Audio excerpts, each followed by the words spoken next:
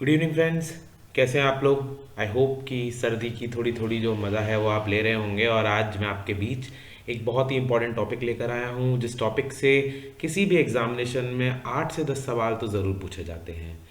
ये जो टॉपिक है राइट टू इंफॉर्मेशन एक्ट के बारे में, ये ना केवल इसीलिए इम्पॉर्टेंट है कि ऑब्जेक्टिव पेपर में इसके ऊपर काफ़ी सारे क्वेश्चंस आते हैं, बल्कि इसीलिए भी इम्पॉर्टेंट है कि जनरली लाइफ में हमें कभी भी इसकी ज़रूरत पड़ सकती है या हमारे किसी साथी को इसकी ज़रूरत पड़ सकती है। तो आज हम बात करेंगे, इंफॉर्मेशन जुटाएंगे राइट टू इंफॉर्मेशन एक्ट के बारे में, यानी राइट टू इंफॉर्मेशन एक्ट की सारी इंफॉर्मेशन इस वीडियो में और इस पीडीएफ में, जो कि मैं आपको ब्लॉग स्पॉट के माध्यम से ऑफ कोर्स शेयर कर दूंगा। डिस्क्रिप्शन में उसका लिंक दे दूंगा। पीडीएफ जो है मैं ग्रुप्स में भी शेयर कर दूंगा। और शुरू करते हैं इस वीडियो को, इस आशा के साथ कि आप वीडियो को लाइक ज़रूर करेंगे। आपका लाइक मेरे लिए बहुत इंपॉर्टेंट है। आप डिसलाइक भी करेंगे, वो भी उतना इंपॉर्टेंट है, because I will be motivated to do better, जो आप मुझे गाइड करोगे उस तरीके से। शुरू करते हैं दोस्तों। ये है आरटीआई एक्ट 2005। इसके इंपॉर्टेंट पॉइंट्स मैंने कंपाइल किए हैं। मैं बता दूं कि आरटीआई एक्ट के कुछ सेक्शंस हैं जिनको अमेंड भी कर दिया गया है इन द ईयर 2019, वो भी मैंने नीचे कंपाइल किए हैं। तो हम देखिए, सबसे पहले जैसे हम कॉन्स्टिट्यूशन के बारे में जब भी पढ़ते हैं, whenever we talk about the constitution of India, तो एक बहुत इंपॉर्टेंट डॉक्यूमेंट होता है, that is preamble of the constitution. वैसे ही आरटीआई एक्ट की प्रस्तावना, इंट्रोडक्शन, प्रियम्बल पढ़ना बहुत इंपॉर्टेंट है। ऑब्जेक्टिव पेपर में आने का भी इसका पूरा पूरा चांस है। देखिए पढ़ते हैं, an act to provide for setting out the practical regime of right to information for citizens to secure access to information under the control of public authorities। यहां साफ साफ कहा है कि उस इंफॉर्मेशन को पब्लिक एक्सेस में लाने की कोशिश कर रहे हैं जो कि पब्लिक अथॉरिटीज के कंट्रोल में है। पब्लिक अथॉरिटीज को सेक्शन नंबर 2 में आगे डिफाइन भी किया है। इन ऑर्डर, क्यों कर रहे हैं ऐसा? To promote transparency. तो कोई पूछे ना कि मेन ऑब्जेक्टिव्स क्या है आरटीआई एक्ट के, the main objectives are to promote transparency and accountability in the working of every public authority, the constitution of a central information commission, state information commissions and matters connected therein and thereto। Simple सी बात ये कह रहा है कि जो भी transparency और अकाउंटेबिलिटी को प्रमोट करने के लिए एक्शंस लेने हैं, जैसे कि central information commission, state information commissions को बनाना है, उनकी वर्किंग कंडीशंस को एस्टेब्लिश करना है, वो सारी चीज़ें जो हैं दोस्तों वो इस एक्ट के अंदर डिफाइन की है। और प्राइमरी पर्पस है to promote transparency and accountability. Whereas the constitution of India has established a democratic republic, बिल्कुल एक हमारा भारत का संविधान है जिसने एक डेमोक्रेटिक रिपब्लिक देश की संरचना की है, उसको बनाया है। एंड वेयर एज डेमोक्रेसी, जो जनता का राज है, जनता के लिए वो क्या रिक्वायर करता है, उसको क्या जरूरत है? प्राइमरी जरूरत है इन्फॉर्म्ड सिटीजनरी, कि हमारे जो सिटीजन्स हैं, नागरिक हैं, वो जानकारी से पूरी तरह हर जानकारी उनके पास हो। एंड ट्रांसपेरेंसी ऑफ इंफॉर्मेशन हो देश के अंदर। जब हमारे देश के नागरिक किसी भी जानकारी से, देश की किसी भी जानकारी से इत्तेफाक रखते होंगे, तभी हम कह पाएंगे कि ट्रांसपेरेंसी ऑफ इंफॉर्मेशन है, जो कि एक डेमोक्रेसी की फंक्शनिंग के लिए बहुत ही ज़्यादा इंपॉर्टेंट है। और इसका एक और मेन ऑब्जेक्टिव क्या है? ये काम यानी transparency of information will lead to containing corruption. Corruption जो है, अगर ट्रांसपेरेंसी होगी तो करप्शन का नामो निशान मिटेगा। ये हमने होता हुआ देखा भी है। कई चीज़ें ऑनलाइन हो गई जो पहले ऑफलाइन होती थी। आपको कोई इन्फॉर्मेशन चाहिए, आप धमकी दे आते हैं, अगर तू नहीं बताएगा तो आरटीआई लगा दूंगा। वो जो आरटीआई वाली धमकी है ना, वो इसका मेन एसेंस है, इस पूरे एक्ट की आत्मा है, जो कि ट्रांसपेरेंसी इंश्योर करने के साथ साथ करप्शन को कंट्रोल करने का भी काम करेगी। And whereas revelation of information in actual practice is likely to conflict with other public interests, including efficient operations of the government, optimum use of limited fiscal resources and preservation of confidential sensitive information, and whereas it is necessary to harmonize these conflict interests while preserving the paramountcy of democratic ideal। इसमें यहाँ पे ये बात भी कह दी कि कई ऐसी जानकारियां होंगी जो कि हमें छुपा कर भी रखनी पड़ेगी, क्योंकि वो सेंसिटिव इंफॉर्मेशन है, देश की सुरक्षा से रिलेटेड हो सकती हैं, फॉरेन देश के साथ हुई ट्रीटी से रिलेटेड हो सकती हैं, और उन इंफॉर्मेशन को डेमोक्रेटिक आइडियल को मेंटेन करते हुए उसकी पैरामाउंटेसी, सुप्रीमेसी वो सबसे ऊपर है ये मानते हुए भी हमें मेंटेन करना है। उन सारी चीज़ों को इस आरटीआई एक्ट 2005 में सम्मिलित करते हुए, कंपाइल करते हुए इस एक्ट को लागू किया जाता है। ठीक है, तो इसका जो सेक्शन नंबर 1 है वो हर एक्ट की तरह वही है, short title, extent and commencement. तो दोस्तों इसमें एक नई चीज जुड़ी है, now it extends to the whole of India, Jammu and Kashmir and Ladakh, जो कि यूनियन टेरिटरी बनने के बाद अब पूरी तरह से आरटीआई एक्ट के परव्यू के अंदर हैं। 2021 में the chief information commissioner of the country has also declared it. आप गूगल करके इस न्यूज़ को कहीं भी पढ़ सकते हैं, लेकिन इनिशियल कुछ चीज़ पढ़ लेते हैं अगर ये किसी पेपर में आ जाए कि the provision of sub section 1 of section 4, sub section 1 and 2 of section 5, section 12, 13, 15, 16, 24, 27, 28 shall come into force में तो आएंगे, but after 120th day of enactment, मतलब सारे जो हैं एट वंस, मतलब sorry I will come back again, ये जो सेक्शंस हैं ये सारे इमीडिएटली फोर्स में आ जाएंगे, और इसके अलावा जितने भी सेक्शंस बचते हैं वो इस एक्ट के एनेक्टमेंट के 120th डे पर ये फोर्स में आएंगे। तो ये वैसे ही याद करने वाला इंपॉर्टेंट पॉइंट है, याद रखिएगा कि ये सेक्शंस तो इमीडिएटली आ गए। वैसे क्वेश्चन पेपर में आपसे वो ये पूछेगा कि इन सेक्शंस के अलावा कौन से सेक्शंस थे, कौन से सेक्शन नहीं पूछेगा, इन सेक्शंस के अलावा जो बचे हुए सेक्शन हैं वो कितने नंबर के दिन पे फोर्स में आने थे, तो आप लिख के आएंगे 120th डे। सेक्शन नंबर 2, जैसा कि हर एक्ट में कहा जाता है, section number 2 definitions, 2 number define करता है कई सारी अलग अलग स्टेटमेंट्स को, कई सारी अलग अलग एब्रीवेशंस को, कई सारी अलग अलग वर्डिंग्स को, और उनमें से कुछ जो आरटीआई एक्ट के केस में रेलेवेंट है मैंने यहाँ कंपाइल की है। कॉम्पिटेंट अथॉरिटी पढ़ना जरूरी है, क्योंकि यहां कहा है कि हाउस ऑफ पीपल यानी लोकसभा, या फिर लेजिस्लेटिव असेंबलीज ऑफ स्टेट यानी कि लोकसभा हो गया और हमारा विधानसभा हो गई, विधान परिषद हो गई, इन सब के केस में इवन एलसी भी दिया है, लेजिस्लेटिव काउंसिल यानी कि विधान परिषद, इन सब के केस में कंपिटेंट अथॉरिटी कौन है, स्पीकर है। क्लियर कट सवाल जो किसी भी पेपर में ऑब्जेक्टिव के एंगल से पूछा ही जाएगा, so please remember it. The chief justice of India in the case of supreme court, supreme court के केस में कंपिटेंट अथॉरिटी कौन है, चीफ जस्टिस ऑफ इंडिया है। हाई कोर्ट के केस में कौन है, chief justice of high court है। प्रेसिडेंट और the governor as the case में भी in case of authorities established और कॉन्स्टिट्यूटेड अंडर द कॉन्स्टिट्यूशन, अगर स्टेट में कोई अथॉरिटी बनाई जाती है, there is authority that is established in a state, the competent authority will be governor. If there is authority that is established in the center for the country on the national level, it will be the president.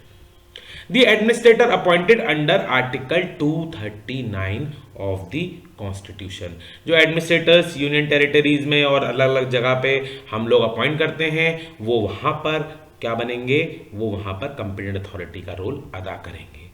Definitions में कहा कि information का आखिर मतलब क्या है, right to information act बना रहे हैं दोस्तों, तो इंफॉर्मेशन का आखिर मतलब क्या है, तो information means any material in any form, किसी भी फॉर्म में हो सकता है, including records, documents, memos, email, opinions, advice, press release, circulars, orders, log books, contracts, reports, paper, samples, models, data material held in any electronic form. Pen drive में data है ना, MS Word में data है, PDF में data है, किसी भी electronic form में हो, and information related to any private body which can be accessed by a public authority under any other law. मतलब अगर कोई प्राइवेट अथॉरिटी है, कोई प्राइवेट बॉडी है जो कि बनाई है, पूरे कंट्रोल में है किसके, किसी पब्लिक अथॉरिटी के, तो उसकी भी सारी इंफॉर्मेशन जो है इंफॉर्मेशन की डेफिनेशन के अंदर आती हैं।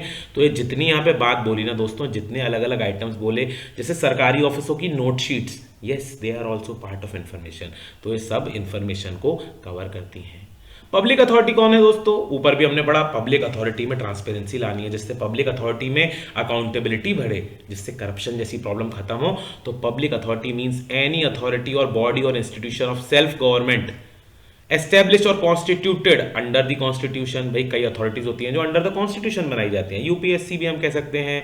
कई हो सकती हैं जो पार्लियामेंट के ऑर्डर पे बनाई जाती हैं, कई होती हैं जो स्टेट लेजिस्लेचर द्वारा बनाई जाती हैं, कई होती है जो अप्रोप्रिएट गवर्नमेंट द्वारा बनाई जाती हैं, कई ऐसी और बॉडीज हैं जो कि सब्सटेंशियली या totally control and finance by government है, या non governmental organisation finance by appropriate government है, मतलब है तो एनजीओ बट उसका पूरा पूरा फाइनेंसिंग कौन कर रहा है? गवर्नमेंट कर रहा है। तो ये सारी की सारी जो पब्लिक अथॉरिटी है उसकी डेफिनेशन यहाँ पे क्लियर करिए कि ये सभी लोग जो है ना, बेसिकली सामान्य भाषा में समझने का प्रयास करें तो सभी सरकारी विभाग, सरकारी विभागों से जुड़े हुए विभाग, सरकार के द्वारा कंट्रोल्ड फाइनेंस सारे इंस्टीट्यूशंस जो हैं पब्लिक अथॉरिटी की डेफिनेशन के अंदर मोटा मोटा आ जाते हैं। रिकॉर्ड क्या होता है दोस्तों? देखिए मतलब ये हमारे देश में ऐसा करना पड़ता है और कई देशों में करना पड़ता है कि लोग ना किसी भी लॉ को इवेड ना कर सकें, हर चीज की डेफिनेशन देनी पड़ती है। रिकॉर्ड के अंदर क्या आता है? कोई भी डॉक्यूमेंट, कोई भी मैन्युस्क्रिप्ट, कोई भी file, microfilm, microfiche, facsimile copy of a document, reproduction of image embodied in a microfilm, any other material produced by a computer or any other device। जैसे ऊपर उन्होंने कहा ना इंफॉर्मेशन में क्या आता है, यहां बता दिया कि रिकॉर्ड अगर मांगा जा रहा है तो रिकॉर्ड में ये सब चीजें आती हैं, इनमें से किसी से भी आप बच के नहीं निकल सकते। और फिर मेन बात कही कि राइट टू इंफॉर्मेशन है क्या? राइट टू इंफॉर्मेशन है, right to information accessible under this act which is held by or under control of any public authority and includes right to inspection of work documents and record। Right to information का ये मतलब नहीं है कि मुझे कागज में information भेजो, मैं आपके यहाँ पे आके इंस्पेक्शन भी कर सकता हूँ। ठीक है, आप अगर लगता है कि आप वो इन्फॉर्मेशन बहुत बड़ी है, भेज नहीं सकते हैं, कोई प्रॉब्लम नहीं है, मैं आपके यहाँ के इंस्पेक्ट कर लूंगा। टेकिंग नोट्स, एक्सट्रैक्ट्स और सर्टिफाइड कॉपीज मांग सकता हूँ, नोट ले सकता हूँ, उसमें से कुछ चीजों को नोट कर सकता हूँ आपके रिकॉर्ड में से। आप पब्लिक अथॉरिटी हैं, सरकारी अथॉरिटी, मैं वहां से नोट कर सकता हूं। Taking certified samples of material, अगर कोई प्रोडक्शन कंपनी है देश की, मान लो जो सरकारी है, उसकी मटेरियल्स के सर्टिफाइड सैंपल्स मांग सकता हूं। डिस्केट में, फ्लॉपीज में, टेप्स में, वीडियो कैसेट्स में, इलेक्ट्रॉनिक मोड में, प्रिंट आउट में, कंप्यूटर के डिवाइसेस में रखी हुई इंफॉर्मेशन सबको पाने का मेरा अधिकार है, as defined in the right to information in the section 2 of RTI act 2005। एक बहुत ही इंपॉर्टेंट टर्म है जो आरटीआई में रूल कई जगह पे यूज किया गया है, थर्ड पार्टी। बट क्वेश्चन दोस्तों आप मुझे बताइए, एक तो मुझको लिख के बताइएगा कि थर्ड पार्टी को उसकी इंफॉर्मेशन रिलीज करने के लिए हम परमिशन मांगते हैं, उसके लिए कितने दिन का टाइम देते हैं? लिखिए जरा, कितने दिन का टाइम देते हैं? वैसे यहां ये भी कह रहा है कितने दिन का टाइम देते हैं दोस्तों? Third party means a person other than the citizen making a request, मतलब मैं जिस डिपार्टमेंट से रिक्वेस्ट कर रहा हूं उस डिपार्टमेंट और मेरे अलावा जो तीसरा पर्सन है वो जो होता है थर्ड पार्टी होता है। ऐसे केस में पब्लिक अथॉरिटी भी इंक्लूडेड है, यानी कि अगर मैं किसी मिनिस्ट्री से या मैं किसी डिपार्टमेंट से किसी और पब्लिक अथॉरिटी से रिलेटेड, इंटर रिलेटेड इंफॉर्मेशन की डिमांड कर रहा हूं तो वो पब्लिक अथॉरिटी भी थर्ड पार्टी की परव्यू में आती है। इसको ऐसे भी कह सकते हैं कि अगर मैं पोस्ट ऑफिस हूं और मेरे किसी एम्प्लॉय की सैलरी स्लिप कोई मांग रहा है तो वो एक थर्ड पार्टी इंफॉर्मेशन हो गई। तो थर्ड पार्टी इंफॉर्मेशन मींस जो मांग रहा है और जिससे मांग रहा है उसके अलावा अगर कोई व्यक्ति है, that is third party. Right to information किसको है? All the citizens have right to information, citizens को है, all the citizens have right to information.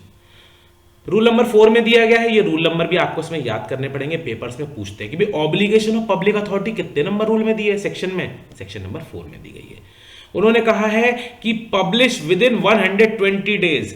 उन्होंने कहा सारी पब्लिक अथॉरिटीज की जिम्मेदारी है कि इस एक्ट के लागू होने के 120 दिन के अंदर, फिर 120 दिन का आंकड़ा याद रखिएगा, 120 दिन के अंदर वो अपने से रिलेटेड सारे के सारे इंपॉर्टेंट रिकॉर्ड्स को पब्लिश कर दे। कैसे करेगा पब्लिश? आगे बताता हूं। ज्यादा से ज्यादा इंफॉर्मेशन को सुओ मोटू, सुओ मोटू का मतलब हुआ भैया मोटू, गोलमटोल वाला मोटू, सुओ मोटू, सुओ मोटू, मोटा आदमी सो गया, suo motu, suo motu Hindi में कहते हैं स्वतः संज्ञान, सेल्फ डिक्लेरेशन कर दें उसका पब्लिक को रेगुलर इंटरवल पे कि भाई हमारी जो इंफॉर्मेशन है ना वो ये है, जिससे कि लोगों को आरटीआई लगाने का कम से कम जरूरत पड़े।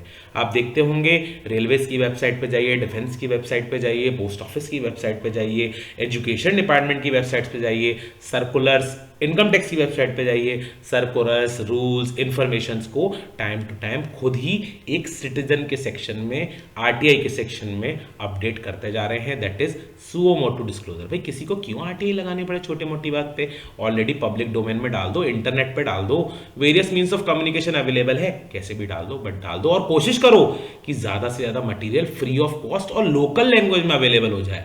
आप देखते हैं आजकल तो सरकारी वेबसाइट भी जो है हिंदी में, इंग्लिश में, दोनों लैंग्वेज में अवेलेबल रहती हैं, रीजनल लैंग्वेज में भी अवेलेबल रहती हैं अगर वो साइट किसी स्टेट गवर्नमेंट से रिलेटेड है तो कहा भाई मटेरियल ज़्यादा से ज़्यादा फ्री ऑफ कॉस्ट अवेलेबल कराने की कोशिश करें, प्रॉपर डिसेमिनेशन करें इन्फॉर्मेशन का। डिसेमिनेशन मतलब आपकी बात को ज़्यादा से ज़्यादा प्रचार प्रसार करना, ज़्यादा से ज़्यादा करें जो भी आपकी सुओ मोटो डिस्क्लोजर वाली इंफॉर्मेशन है।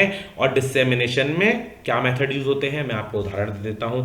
जब आप रेलवे स्टेशन पे जाते हैं वहां पे ट्रेनों की लिस्ट लगी होती है, जब आप पोस्ट ऑफिस में जाते हैं वहां पे लिखा होता है कि ये अकाउंट इतनी इतनी देर में खुलेगा, पिन कोड, आपका सिटीजन चार्टर्स, आपकी वेरियस अदर इंफॉर्मेशंस जो कि पब्लिक डोमेन में लगानी जरूरी हैं, नोटिस के द्वारा, बिल बोर्ड्स के द्वारा, नोटिस बोर्ड पे चिपका के या कोई ऑडियो रिलीज करके, वो सारे मेथड्स जो हैं प्रॉपर डिसेमिनेशन के रूल नंबर सेक्शन नंबर 4 के अंतर्गत आते हैं।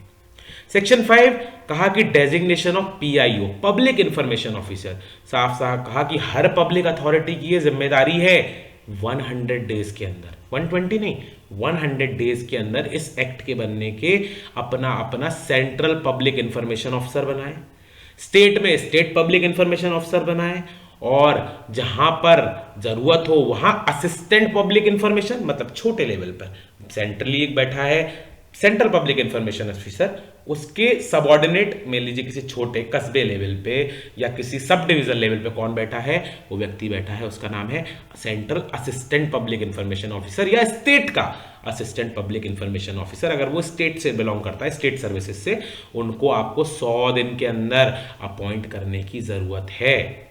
और इसमें एक बात और कह दी कि अगर कोई application central assistant public officer या स्टेट असिस्टेंट पब्लिक ऑफिसर के माध्यम से जा रही है तो उनकी जिम्मेदारी है ये फॉरवर्ड करना किनको, इनको। तो उसके लिए एडिशनल 5 डेज का टाइम जो है वो जोड़ा जाएगा। सिंपल सी बात है, 5 डेज वाला कॉलम याद रखना। जब सीपीआईओ की जगह एसीपीआईओ के थ्रू इंफॉर्मेशन जानी है तो 5 दिन का समय फॉरवर्ड करने वगैरह का आप लोग जोड़ लेंगे। रिक्वेस्ट फॉर ऑब्टेनिंग इन्फॉर्मेशन, एक रेसिडेंट जब रिक्वेस्ट करेंगे तो कैसे करेंगे, एप्लीकेशन राइटिंग में देंगे या इलेक्ट्रॉनिक मोड में देंगे। आजकल आप जानते हैं आरटीआई ऑनलाइन भी लग जाती है, तो वो आरटीआई इलेक्ट्रॉनिक मोड में भी आप दे सकते हैं। और आपको कोशिश करनी है अगर कोई व्यक्ति नहीं लिख पा रहा है तो जिस विभाग से वो इन्फॉर्मेशन मांग रहा है ना, उस विभाग को अधिक से अधिक सहायता करनी है कि वो उसकी एप्लीकेशन को लिखवा दे। हिंदी में हो सकती है, इंग्लिश में हो सकती है, या रीजनल लोकल लैंग्वेज में भी हो सकती है। There is no reason for the same required. भाई तुम क्यों जानकारी मांग रहे हो हमसे, कोई मतलब नहीं भाई, मांग रहा हूं, मेरा मन है मांग रहा हूं, खाली बैठा हूं मांग रहा हूं। कई लोग आरटीआई एक्टिविस्ट भी हैं, वैसे ही जानकारी मांगते रहते हैं। ठीक है भाई, हमारा इंटरेस्ट है जानकारी, हमारा शौक है, हॉबी है, तो बिल्कुल आप इस आधार पे भी इंफॉर्मेशन मांग सकते हैं। और वैसा मैंने कहा 5 डेज के अंदर transfer of application to other authority. कहने का मतलब कि कोई ऐसी आपके ऑफिस में अगर कोई आरटीआई की एप्लीकेशन आती है जो किसी और विभाग से डील होनी थी, आपके डिपार्टमेंट के किसी और सेक्शन से डील होनी थी, वहां सीपीआईओ अलग हैं या वहां पे गवर्नेंस अलग चल रही है, तो 5 दिन के अंदर आपको उसको ट्रांसफर कर देनी है, बिल्कुल वैसे ही जैसे एसीपीआईओ साहब सीपीआईओ साहब को ट्रांसफर कर रहे थे। Disposal of request, clear cut, आप सबको पता है 30 दिन के अंदर जो भी जानकारी है ना वो देनी जरूरी है। लेकिन अगर किसी की लाइफ और लिबर्टी से जुड़ी हुई है तो वो 48 आवर्स के अंदर उस इंफॉर्मेशन को देने का नियम है। दोस्तों इस क्या इस 30 डे को एक्सपेंड कर सकते हैं कि नहीं, जरा आप कमेंट करके बताएंगे। Is this 30 day expendable? If yes then what are the provisions. ऐसा हम कब कर सकते हैं, कैसे कर सकते हैं। आपको ये भी देखना है कि अगर आप 30 दिन के अंदर इंफॉर्मेशन नहीं दे पाए तो उसे क्या माना जाएगा? ये माना जाएगा कि आपने उसकी एप्लीकेशन को रिफ्यूज कर दिया है। आपने रिफ्यूज नहीं किया बट माना जाएगा कि आपने रिफ्यूज कर दिया है।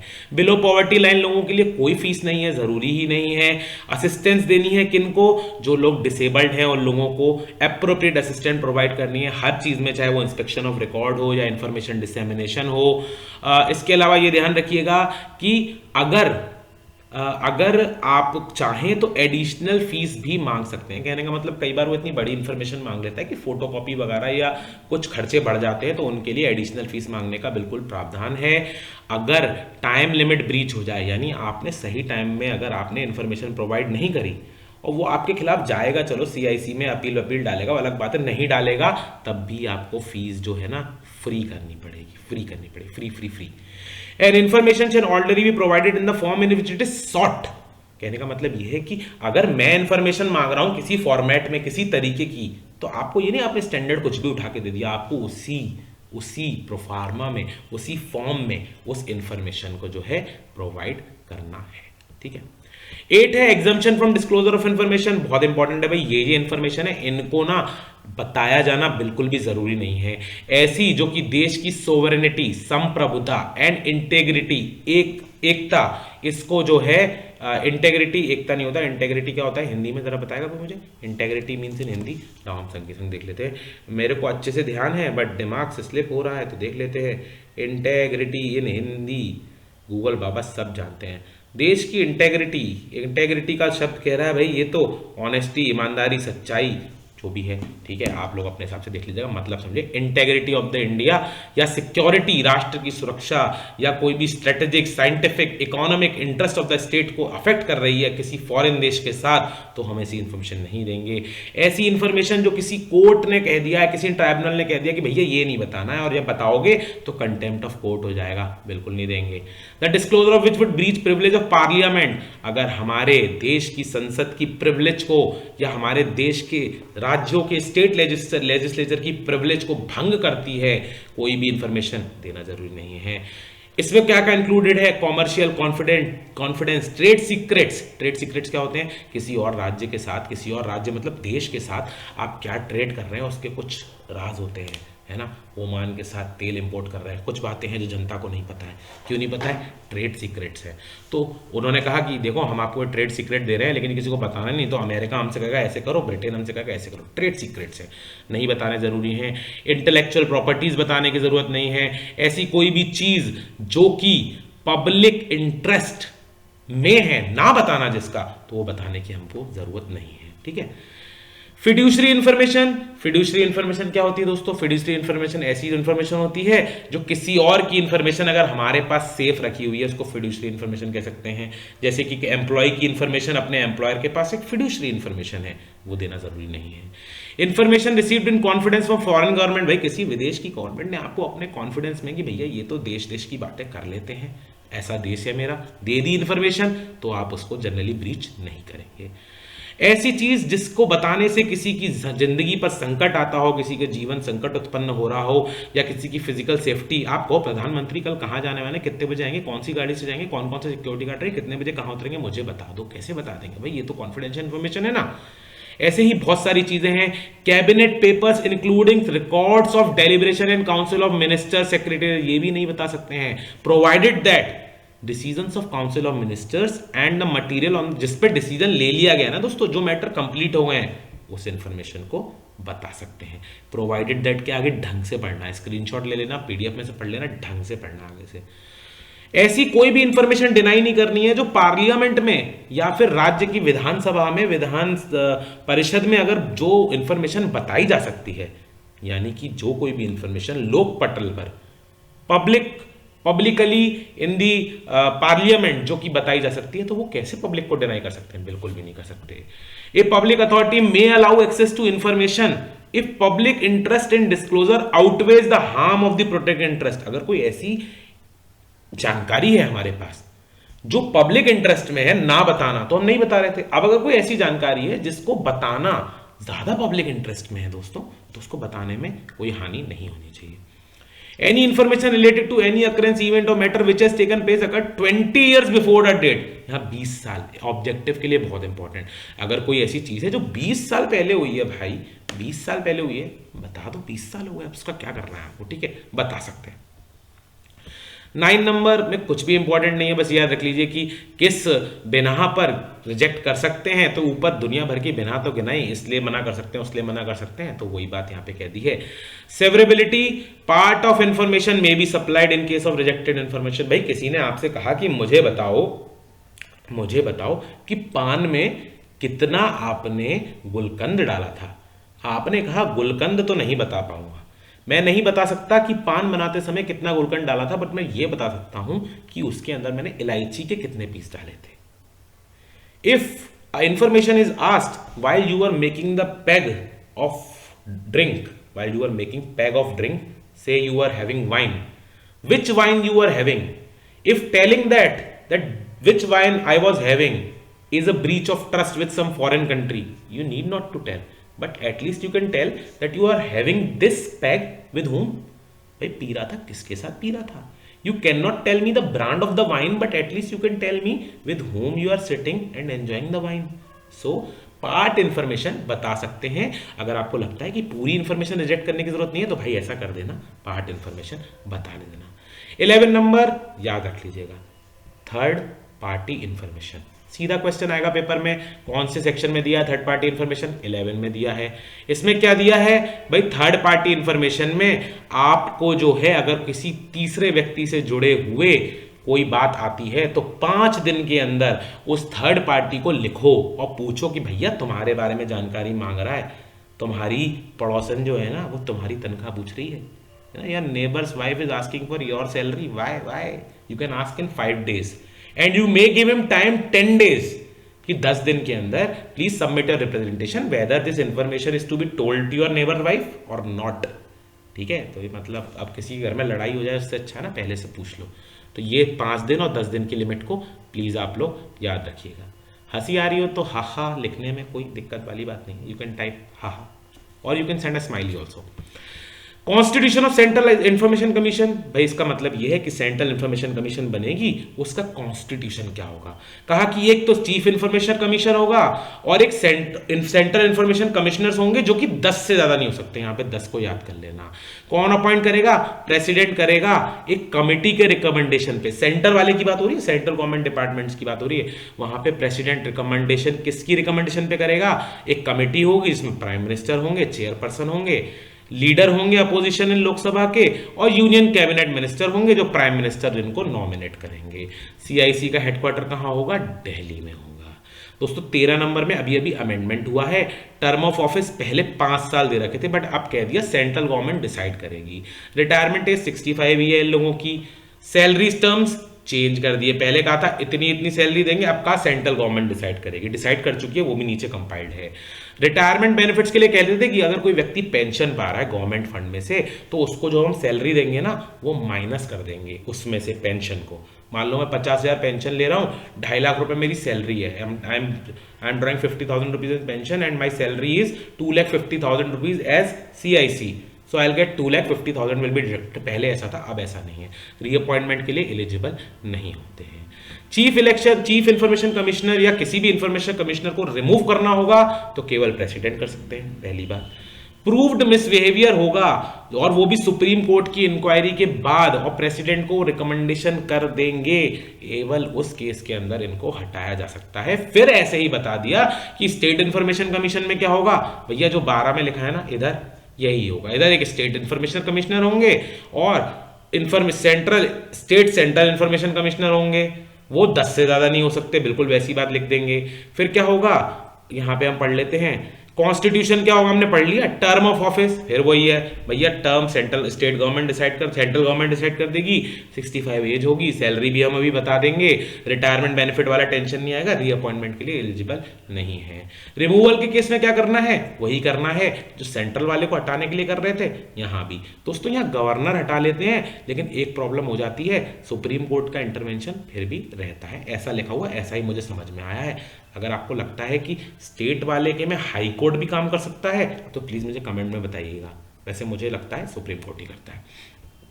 18 में कहा है powers and functions of information commission. इसमें मोस्ट इंपॉर्टेंट है कि जो हमारी इंफॉर्मेशन कमीशन है ना, वो कोड ऑफ सिविल प्रोसीजर 1908 की तरह सिविल कोर्ट के सारे पावर्स रखती है। समनिंग कर सकती है, ऑर्डर्स दे सकती है, अरेस्टिंग दे सकती है, आपको तलब कर सकती है। All that it is possible. ये हर एक्ट में लिखा होता है, आप अच्छे से इसको जानते समझते हैं, ज्यादा चक्कर में पढ़ने की जरूरत नहीं है।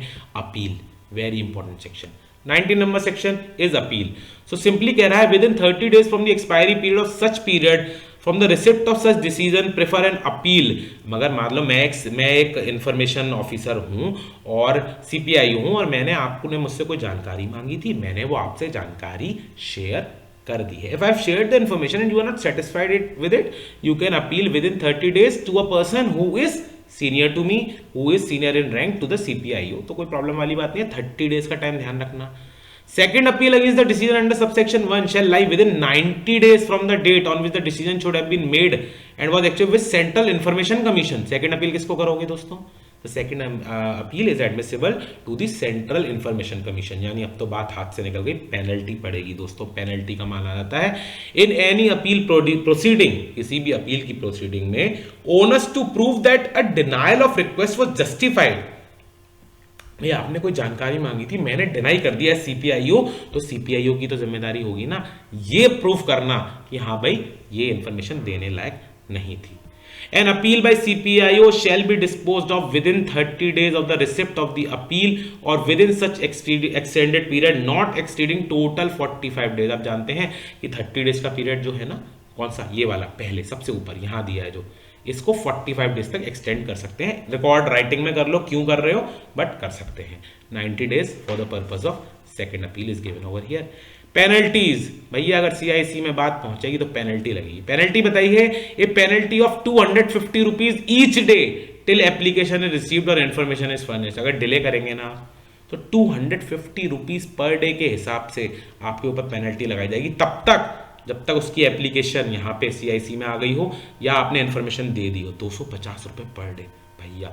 लेकिन मैक्सिमम पेनल्टी 25,000 को एक्सीड नहीं कर सकती। लेकिन कई बार इन सीवियर केसेस जो सीआईसी होते हैं, जो कमिश्नर्स होते हैं, इंफॉर्मेशन कमीशन आपके खिलाफ रिकमेंडेशन दे सकती है कि भाई ये पेनल्टी तो देनी है, प्लस विभाग को ऑर्डर देगी कि इनके खिलाफ डिसिप्लिनरी एक्शन चलाया जाए because he has acted unbecoming of an government servant. इन्होंने गवर्नमेंट की I am sorry I will close it, इन्होंने गवर्नमेंट की जो छवि है उसको धूमिल करने का काम किया है। आगे बढ़ते हैं दोस्तों। ये सब एक्ट में लिखा रहता है कि भाई कोई गुड फेथ में हो तो उस एक्शन को प्रोटेक्ट किया जाएगा, ओवर राइटिंग इफेक्ट होंगे, ज्यूरिडिक्शन ऑफ कोर्ट है जो इसके परव्यू में आ रहा है वो, और कोई उसके ऊपर कोई भी काम नहीं कर सकता है। दोस्तों बैटरी वाला शायद एक बार और आएगा, देख लीजिएगा, आरटीआई में है, फ्री में इंफॉर्मेशन मिल रही है। कुछ ऑर्गेनाइजेशन है इसमें बता दिया जिनके ऊपर ये एक्ट लागू नहीं होगा। उस ऑर्गेनाइजेशन में बता दिया कि जो सिक्योरिटी एजेंसी है, इंटेलिजेंस एजेंसी है, जो कि सेकंड शेड्यूल में स्पेसिफाई किए हैं, इसका शेड्यूल बनाया है, उनके ऊपर ये इंफॉर्मेशन देने का लागू नहीं होता। लेकिन ये इंफॉर्मेशन अगर ह्यूमन राइट्स वायलेशन के ऊपर है तो ऐसे केस में ये देना जरूरी है, ये एक्सक्लूड नहीं होगा। और उसके लिए 45 डेज का पीरियड ह्यूमन राइट्स वायलेशन वाले केस के लिए यहां पे बताया गया है। दोस्तों आगे के 25, 26, 28, 29, 30, 31 कुछ नहीं है। मॉनिटरिंग करेंगे, रिपोर्टिंग करेंगे। आपको पता है कंपनी अथॉरिटी के रूल बन सकते हैं, अप्रोप्रिएट गवर्नमेंट चेंज कर सकती है, रूल कौन बनाएगा, ये सब बातें, पावर टू रिमूव डिफिकल्टीज आप सब लोग जानते हैं। एक चीज इंपॉर्टेंट है, 31 नंबर में इससे पहले जो एक्ट था वो कौन सा था, फ्रीडम ऑफ इंफॉर्मेशन एक्ट 2002। किसी क्वेश्चन पेपर में पूछ ले कि भैया आरटीआई एक्ट किसकी जगह आया था, फ्रीडम ऑफ इंफॉर्मेशन एक्ट 2002 के अंतर्गत आया था। दोस्तों ये नए नए टर्म्स हैं 2019 के। मैंने ऊपर बताया कि पहले 5 साल के लिए होता था ये इनका टर्म ऑफ ऑफिस वगैरह, वो अभी चेंज कर दिया है। 3 और 12 नंबर सेक्शन है इस वाले एक्ट का, the right to information, term, salaries, वैलरीज और स्टेट कमिश्नर रूल्स 2019। इसमें 3 नंबर और 12 नंबर में टर्म ऑफिस बताया, 3 नंबर में सेंट्रल वालों को बताया, 12 में स्टेट वालों को बताया। कहे कि भाई ये लोग 3 इयर्स के लिए रहेंगे, ठीक है, 3 इयर्स के लिए इनका टर्म 3 इयर्स करंट में नोटिफाई कर रखा है। सेंट्रल गवर्नमेंट बार बार चेंज कर सकती है। 5 और 14 में इनकी पे के बारे में बताया। 5 एंड 14 में कहा कि चीफ इंफॉर्मेशन कमीशन 2.5 लाख रुपए लेगा, इंफॉर्मेशन कमिश्नर 2,25,000 लेगा। और अगर स्टेट की बात करें तो स्टेट का जो चीफ इंफॉर्मेशन कमिश्नर होगा ना वो ये 2,25,000 ही लेगा। और जो इन्फॉर्मेशन कमिश्नर होगा ना वो भी 2,20,000, मतलब चीफ वाले को 2.5 लाख रुपए आगे दे दिए, ठीक है, 2,50,000 रुपीज आगे दे दिए। डीए भी मिलता है इनको, रिटायरमेंट अर्न लीव्स वगैरह काफी सारे बेनिफिट्स रहते हैं। एंड लास्टली कुछ important RTI rules. Application fees आप सब लोग अच्छे से जानते हैं 10 रुपए लगती है भाई, 10 रुपए, 10 रुपए के कुरकुरे, सिंपल 10 रुपए, बड़ा इजी सा है, सबको पता है, कोई मतलब याद करने वाली बात नहीं है। बट एक चीज है कि एक आरटीआई एप्लीकेशन ऑर्डिनरली 500 वर्ड से ज्यादा नहीं होनी चाहिए। उस 500 वर्ड में एनेक्सर वगैरह नहीं जुड़े हुए हैं, बट जनरली 500 वर्ड के अंदर वो कंपाइल हो जानी चाहिए। कई सारी चीजें हैं जिसकी फीस प्रोवाइड की है दोस्तों, आप इसका पीडीएफ ले लीजिएगा, आप इसको गूगल कर सकते हैं। अगर A3 पेपर जा रहा है तो 2 रुपए, actual cost of photocopy larger size के पेपर की, अगर सैंपल ले रहे हैं तो actual cost 50 rupees per Diskit floppy. Paper में पूछा जाता है फ्लॉपी के कितने रुपए लोगे, 50 रुपए ले लेंगे। प्राइस फिक्स फॉर पब्लिकेशन और ₹2 पर page of photo copy for extract from the publication. अगर कोई पब्लिकेशन ही मांग लिया, मान लो कोई एनुअल रिपोर्ट है, तो जितने की एनुअल रिपोर्ट बेच रहे हैं उतने की देंगे हम लोग। No fees for inspection of record for the first hour of inspection, पहले घंटे में फ्री में कर जाओ, उसके बाद हर घंटे के लिए 5 रुपए and fraction there worth.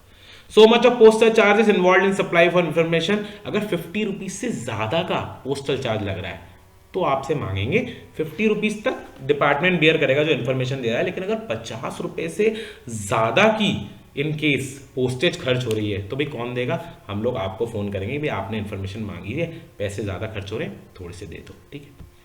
Mode क्या रहेगा पैसे जमाने का, कैश में दे दो, डीडी में दे दो, इंडियन पोस्टल ऑर्डर, बड़ा फेमस है पोस्टल ऑर्डर, और आरटीआई चोली दामन का साथ जिसे कहते हैं। तो भाई आरटीआई में पोस्टल ऑर्डर लगता है, एक फिक्स बात है। हालांकि आजकल तो इलेक्ट्रॉनिक मीन्स आ गए हैं, आरटीआई की वेबसाइट पर जाइए, अपने कार्ड से पेड कर दीजिए, यूपीआई से, सारे ऑप्शन वहां पे मौजूद है, मैंने खुद लगा के देखी हुई है। लेकिन हाँ, ये सारे मोड हैं जिससे आप आरटीआई की फीस, प्रिस्क्राइब्ड फीस पे कर सकते हैं।